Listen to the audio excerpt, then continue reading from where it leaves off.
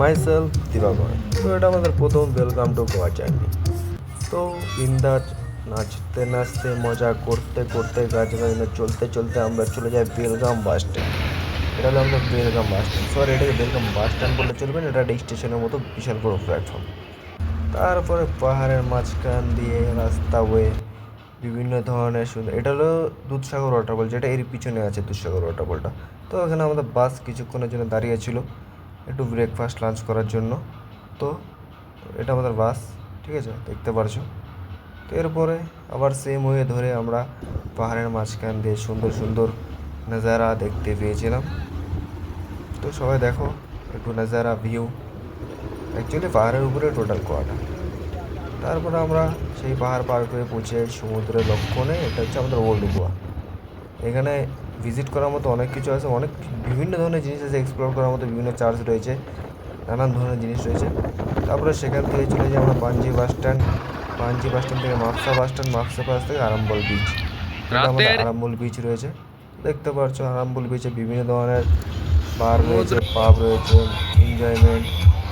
তারপরে সেখানে এটা একটা, যেখানে গলির ভিতরে রয়েছে বিচটা, সেই বিচের মধ্যে কিছু পোশাকপত্র দোকানপত্র, তো সেটা রয়েছে।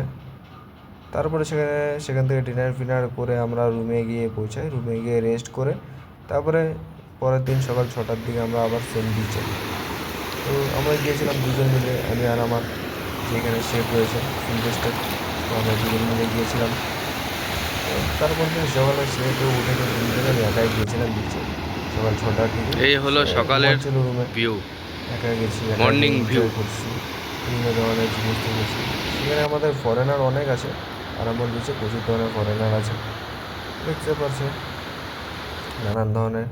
এখানে ট্যাটু স্যাটুসও প্রচুর রয়েছে বিভিন্ন ধরনের। তারপরে সকালে ব্রেকফাস্ট করে ম্যাগি খেয়ে, চা খেয়ে, ডিম খেয়ে, তারপরে একটু রেস্টুরেন্টে যাই, রেস্টুরেন্টে গিয়ে আরও বিভিন্ন ধরনের খাবার খেয়ে সেখান থেকে আমরা আবার রওনা দিই বেলগামের পথে।